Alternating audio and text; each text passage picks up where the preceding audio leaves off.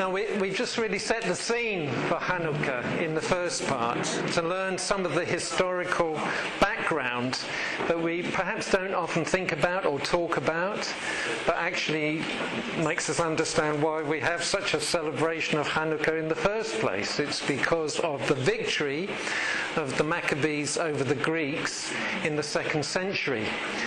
The temple had been desecrated, the Abomination of Desolation, the pig being sacrificed on the altar, and then 3 years to the very day, on the 25th of Kislev, I think 164 BC, the victory was established and the temple was rededicated. Chanukah means dedication. So it's the festival of dedication that is spoken about in the Protestant Bible just in this one place, which is in John chapter 10. Jesus was in Jerusalem during the festival of dedication. We celebrate it here, but living most of my believing life, which has now lasted for 48 years, in the diaspora, in the church, I doubt whether there are too many people necessarily thinking that we're actually celebrating Chanukah.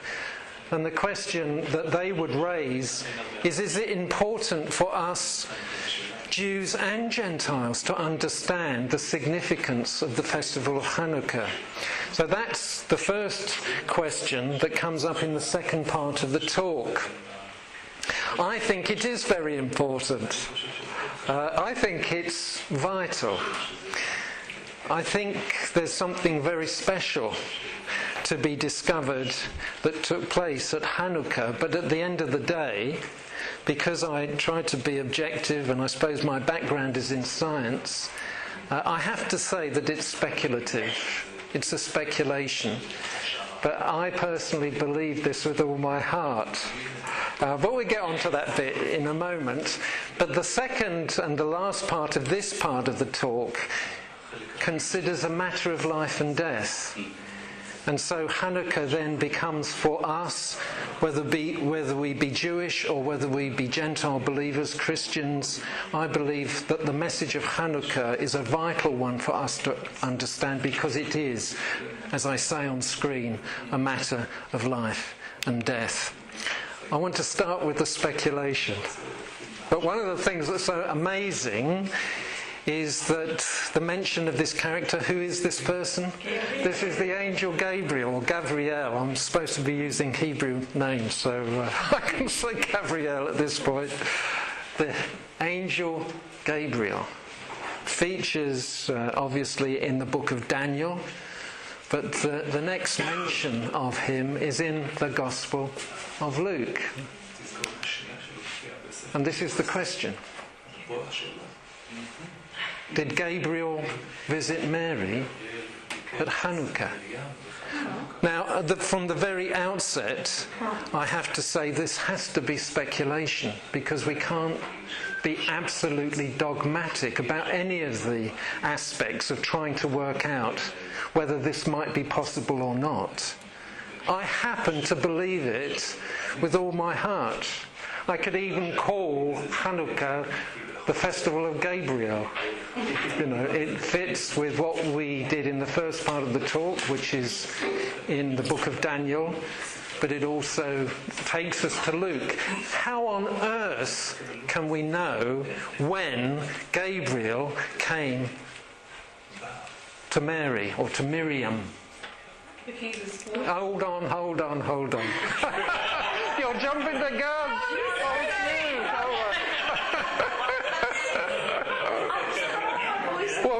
I'm sorry. We've got to start somewhere in this exploration. But having said that, you can't be dogmatic. You can't be dogmatic about any of these things. Well, it could be scriptural.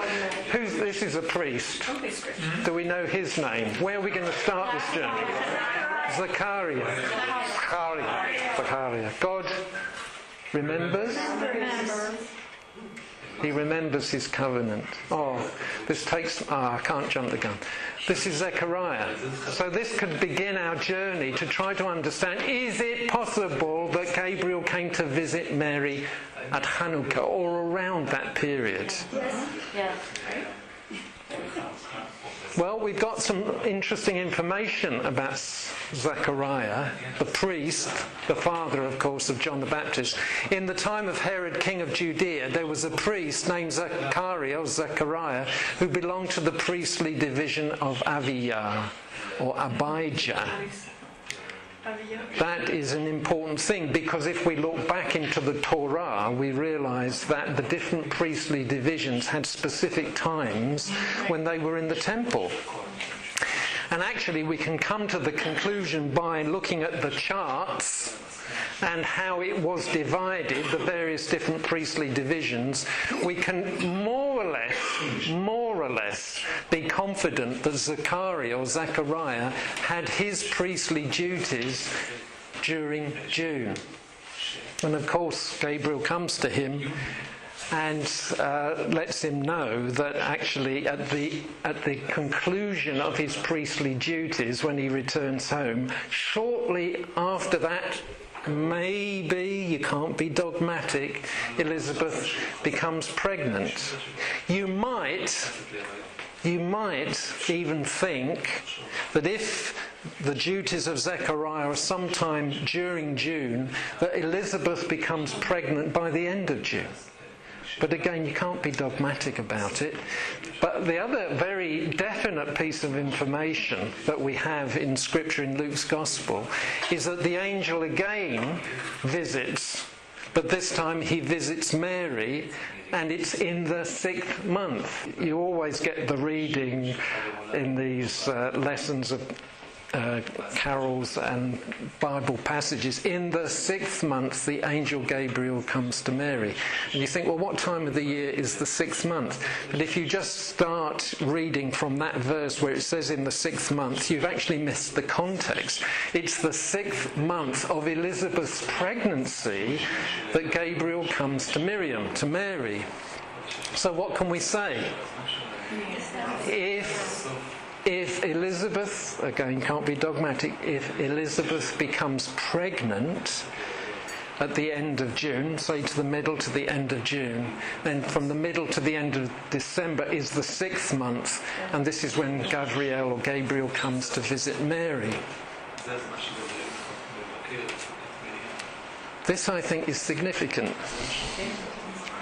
It's shortly after the visit of Gabriel to Mary that the Holy Spirit comes on Mary and she conceives. This is when the Word becomes flesh. It's not at the birth, it's at conception.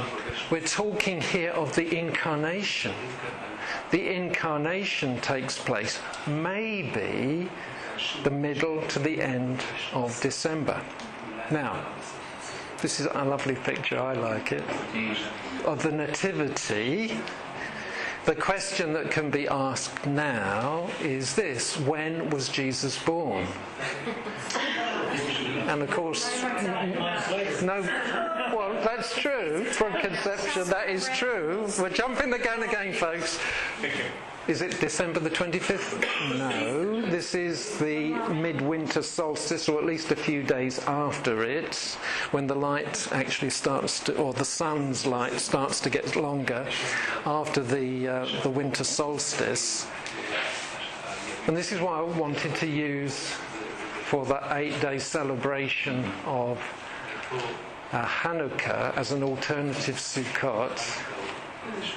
Without a doubt, in my opinion, Christmas is also an alternative Sukkot, because I believe with all my heart, this is one of my core beliefs. I'm sure that it's shared by the majority of people in this room, although I know that there are some Messianic believers who are really keen to celebrate Christmas even still.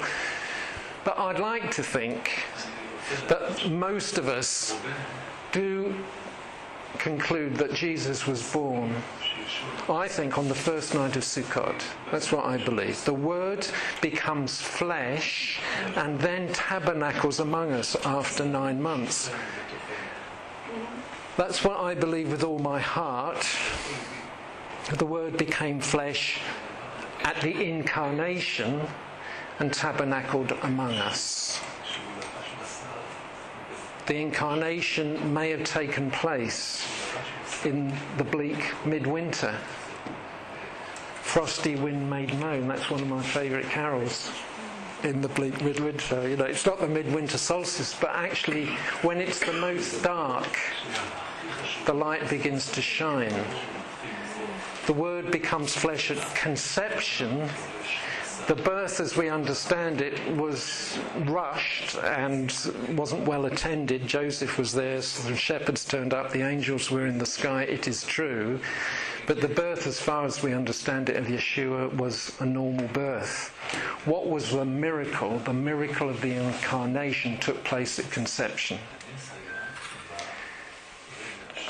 Now, the other interesting thing is this.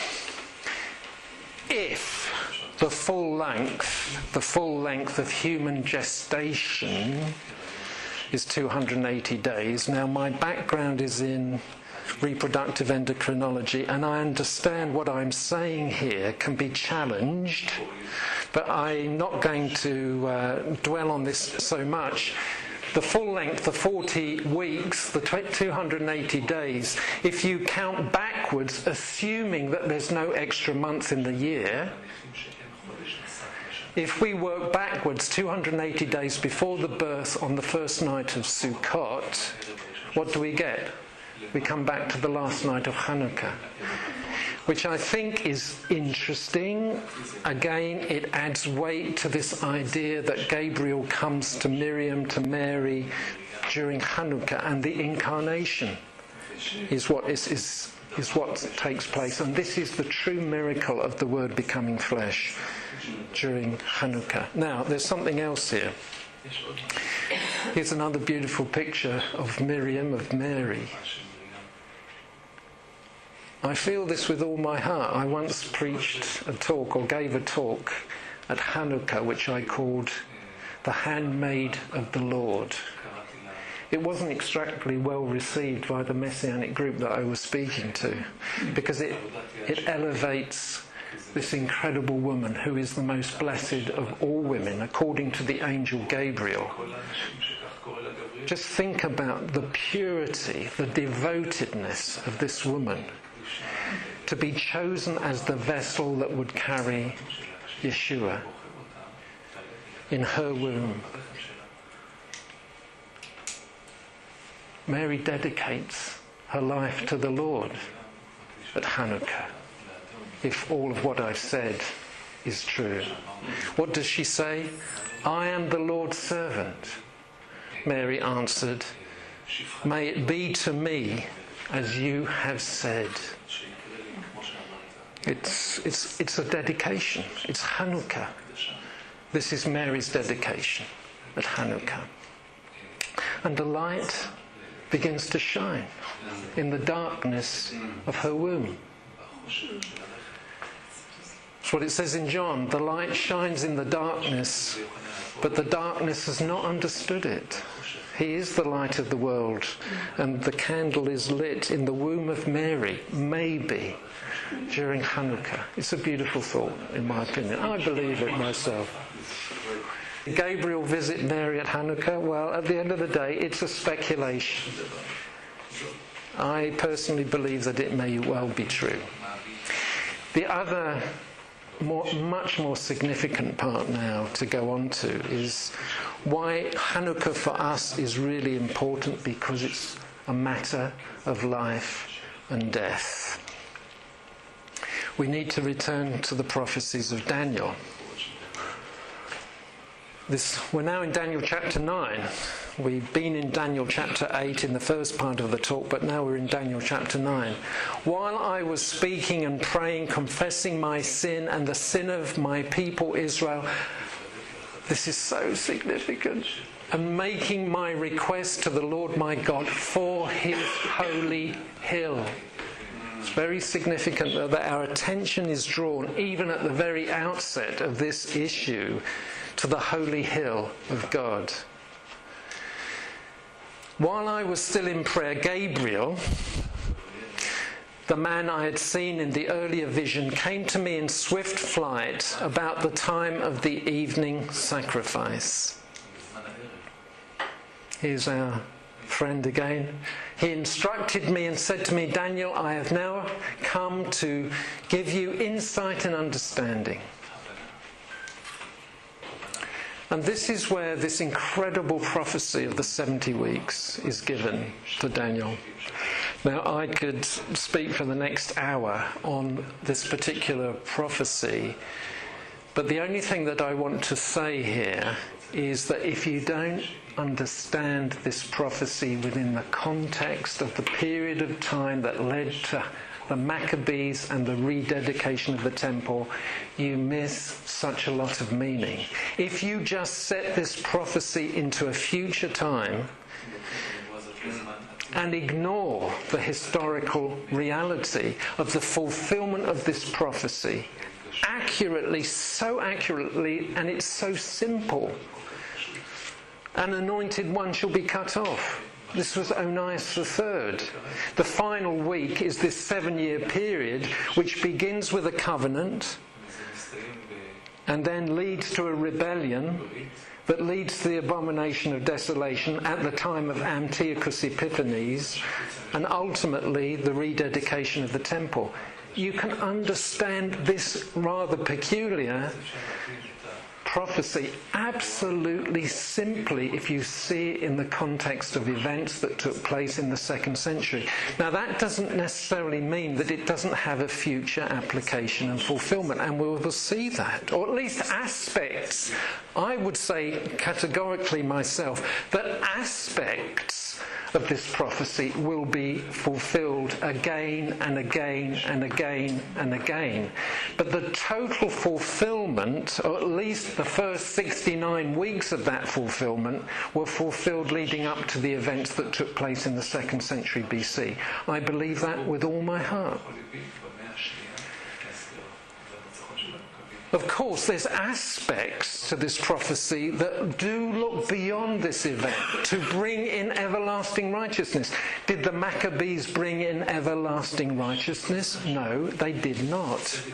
To seal up vision and prophecy, did the Maccabees do this? No, they did not. And to anoint the most holy? No, they did not. So there are aspects of this prophecy that are yet to be fulfilled in their entirety. This is absolutely consistent with biblical prophecy. Biblical prophecy in the main is repetitive. It's fulfilled and fulfilled and fulfilled, and eventually every aspect of that prophecy will be fulfilled. Daniel's 70 weeks is no different to that. And of course, this is what Gabriel says to Daniel. These words are so significant. Know and understand this. It's obviously, according to the angel, a matter of life and death. And this is the 7 years, which is the final week of the prophecy of Daniel's 70 weeks. He will confirm a covenant with many for 1/7. It's what Antiochus IV did. In the middle of the 7, he will put an end to sacrifice and offering. It is what Antiochus IV Epiphanes did, the Abomination of Desolation. And on the wing of the temple he will set up an abomination that causes desolation until the end that is decreed is poured out on him. It was fulfilled in the 2nd century BC. Now, I put the words, this was a real problem for me, to put the word initial fulfilment. It was concerning to me.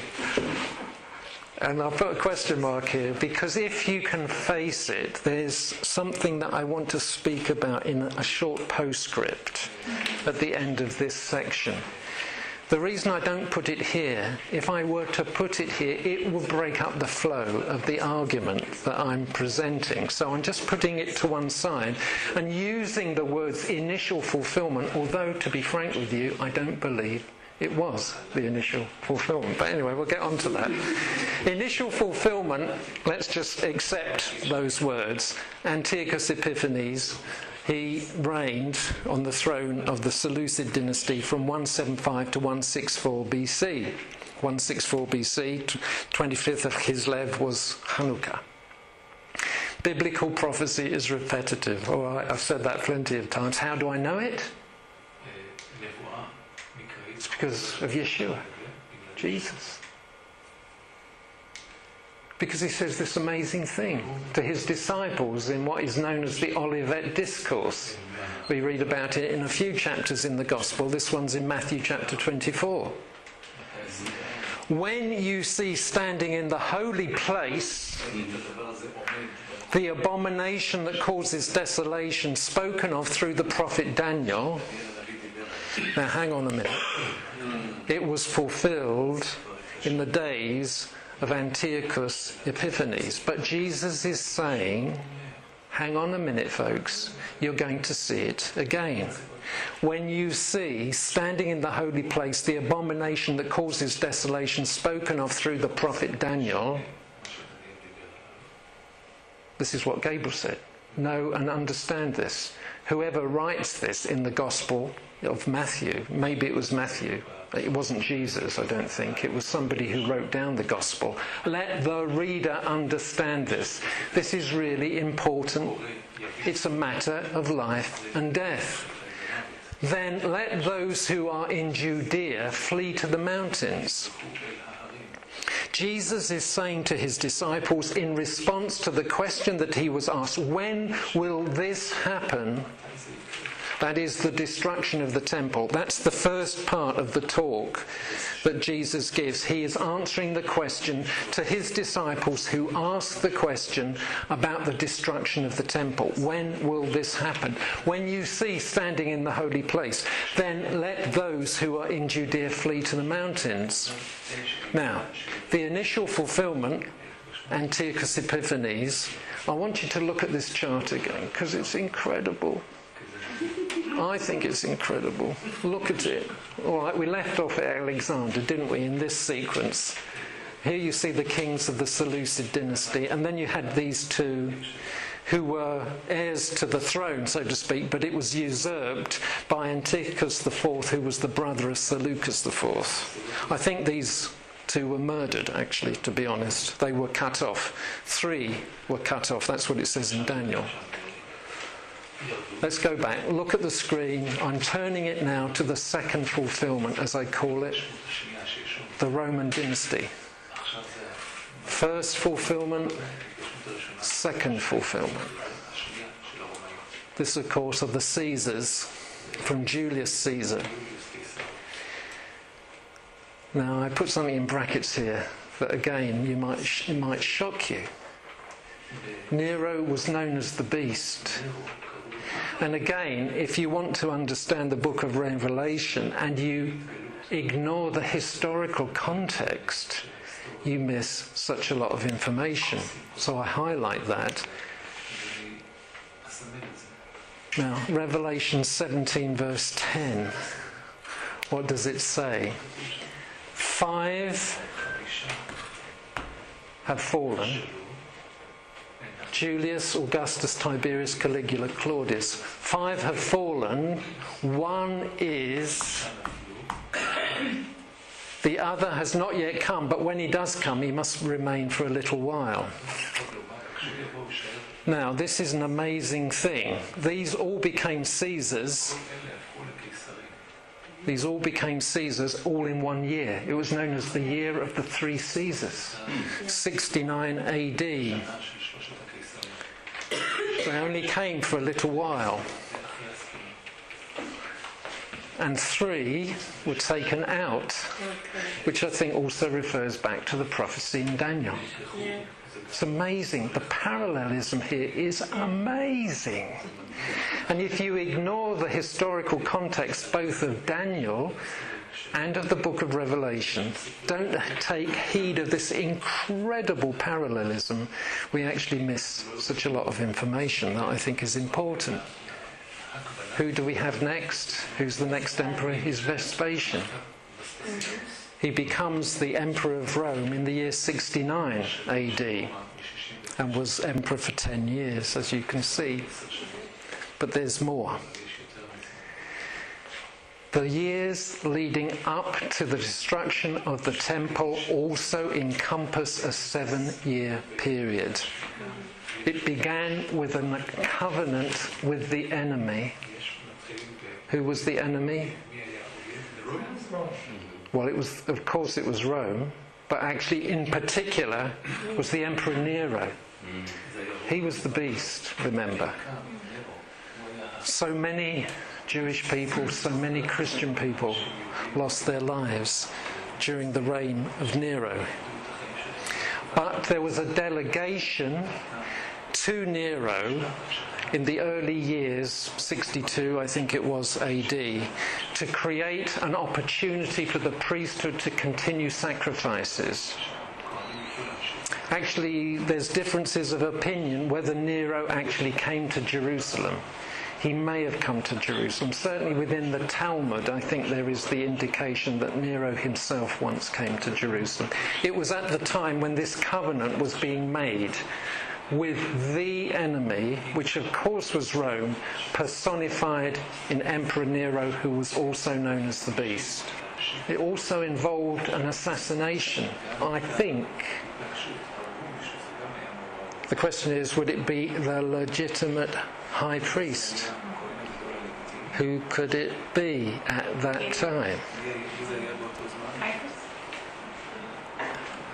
This really created a stir. I don't know how authentic it is, but they found this ossuary not very long ago, and it speaks of Yaakov, the brother of Yeshua, actually the son of Joseph, the brother of Yeshua. And the possibility is that this is James, or Yaakov, the brother of Yeshua, who amazingly, very quickly became the leader of the Jerusalem church, or the early believers. Of course, he was, to a certain extent, in opposition to his brother during Yeshua's earthly life. Paul in 1 Corinthians 15 speaks of this amazing meeting that took place with James after the resurrection. James is mentioned specifically. James then, his life is completely turned around, and very quickly he is made the leader of the believers in Jerusalem. He was assassinated in the year 62 AD. Now again, this may or may not be relevant. For me, I think it is, but I mean for other people it might not be. There's a rebellion. What's the rebellion?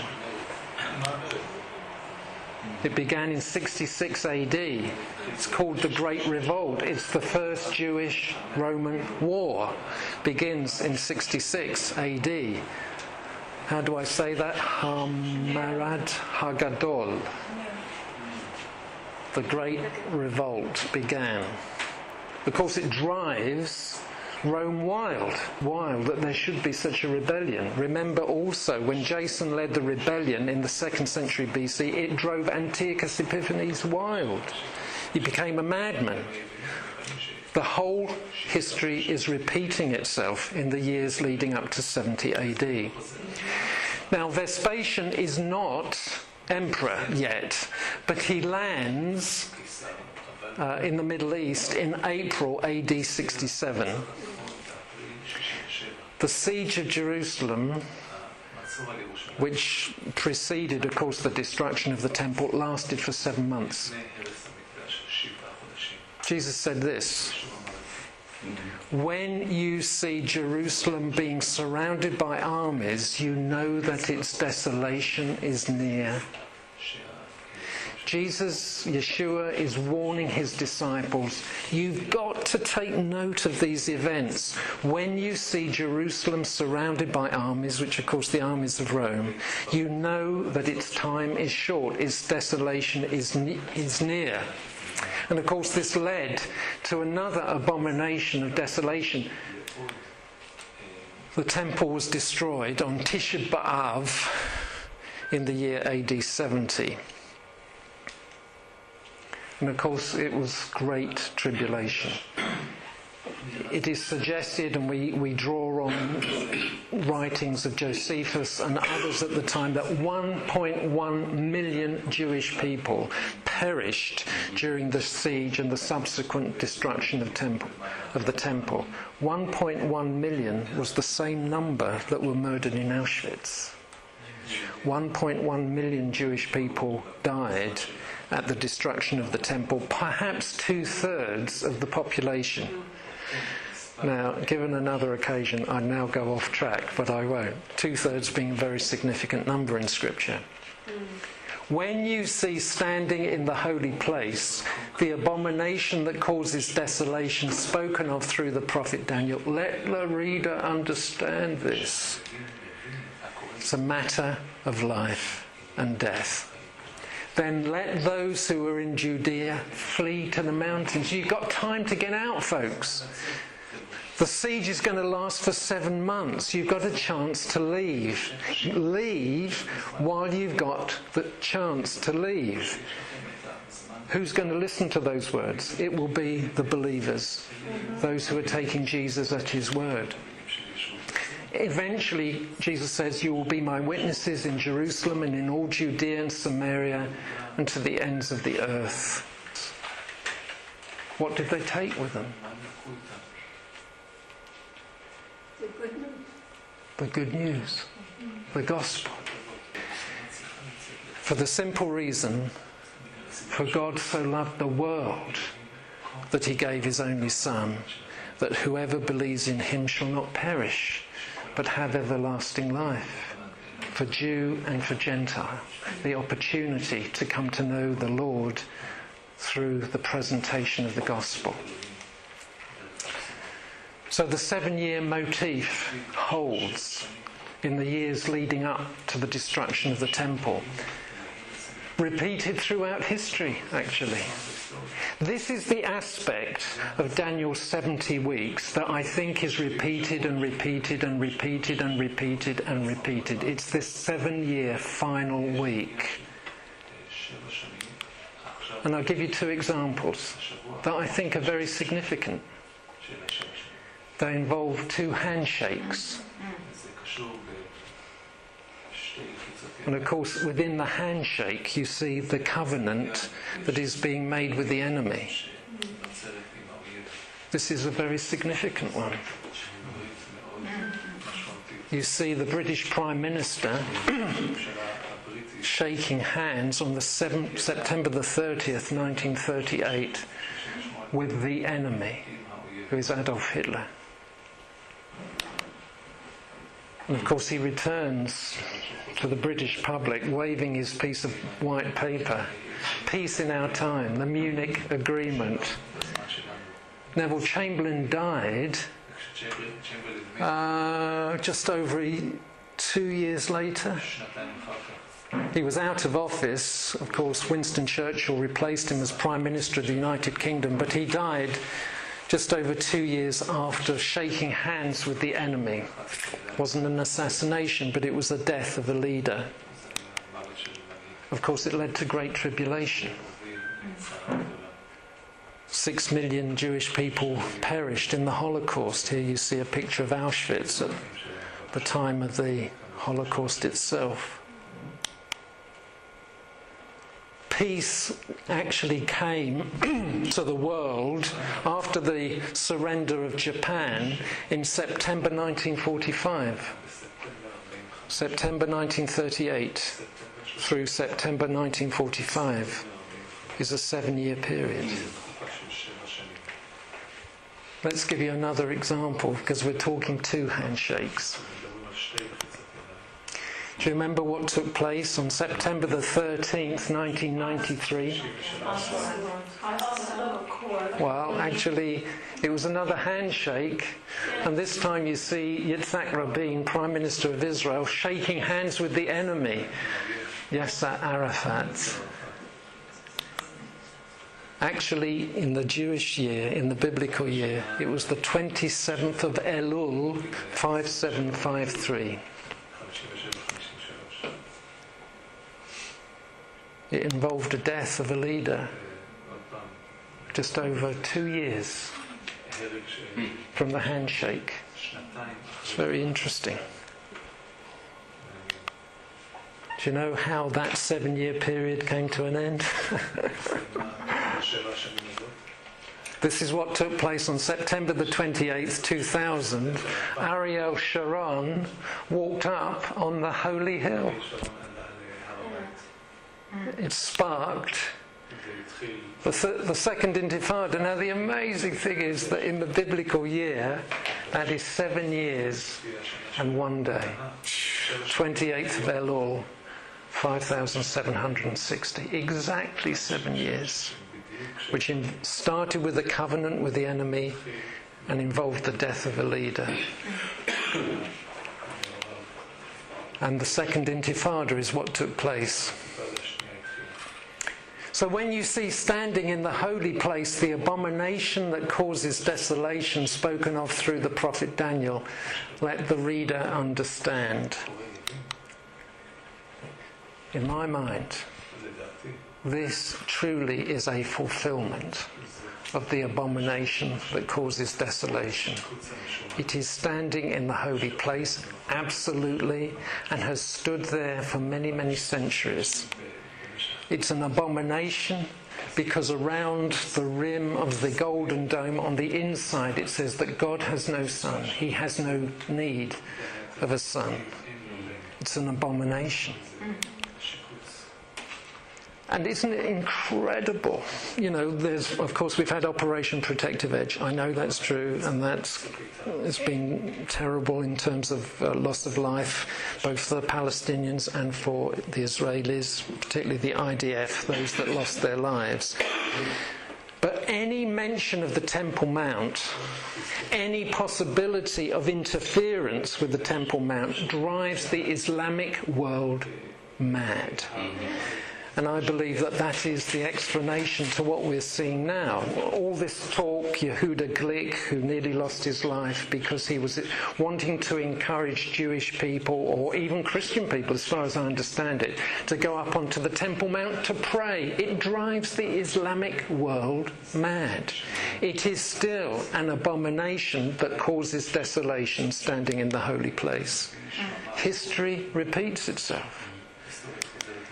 And this, in my opinion, will certainly be the heart of the conflict in the days to come.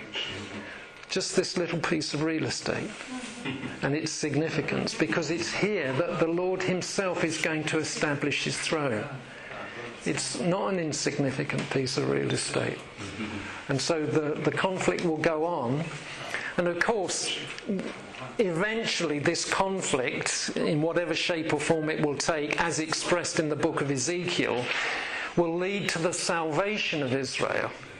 It says, I will no longer hide my face from them, the people of Israel, for I will pour out my spirit on the house of Israel. Now, I've highlighted Ezekiel chapter 39. You need to read it. I mean, Ezekiel 38, 39. It hasn't happened. It will happen. I don't think the time is just yet, but I think it's going to happen sooner or later. But the outworking of this prophetic event that is described in 2 chapters in the book of Ezekiel will ultimately lead to the salvation of Israel. I believe that with all my heart. This is the big one. This will involve the revelation of Yeshua to his own people. I believe that with all my heart. The interesting thing, and the reason to highlight Ezekiel 39, is, if you read the chapter, it also speaks of a 7-year period that will follow these events. I believe these events will take place at least 7 years before Yeshua returns. That's what I believe. And if I was given some more opportunities, I would express myself so that I could demonstrate from Scripture that this is actually true. Israel will yet fulfill its destiny of being a light to the nations. And it will do that in at least the last 7 years, which is expressed in that chapter. There's also, interestingly, and I don't know how it works, a 7-month period. There's a 7-month period and there's a 7-year period in this chapter. I've already said 7 months already in this talk. What happened that lasted for 7 months? The siege of Jerusalem. I don't know whether these things will work themselves out again. They may or they may not. But the thing that is so exciting is not only will this event lead to the salvation of the house of Israel, it will also break the bondage of Islam over millions and millions of Arab peoples. It's going to change the Middle East, just like that, this event. And of course the Lord is preparing the Arab world for the revelation of Jesus in our day. So many, even in Iran, are coming to faith in Jesus through dreams and visions. He's setting the scene for these events to take place. But then, will there be a final fulfilment? Will there be yet another covenant made with the enemy? Will it involve an assassination of the leader of God's people? It might. Will it involve a rebellion? Don't let anyone deceive you in any way, for that day will not come until the rebellion occurs. That's interesting, isn't it? And the man of lawlessness is revealed, the man doomed to destruction. We probably know him as the Antichrist in his final expression. But the interesting thing about the word rebellion is that it's the Greek word apostasis, from which we get the English word apostasy. What is this rebellion going to be about in the future fulfilment of this 7-year period, which will lead to abomination that causes desolation? It says it in 2 Thessalonians. He will oppose and will exalt himself over everything that is called God or is worshipped, so that he sets himself up in God's temple, proclaiming himself to be God. Now I'm going to highlight this. God's temple. Is there going to be a third temple on the Temple Mount? Maybe. I know there's going to be another temple because Ezekiel 40 through 48 describes it in great detail.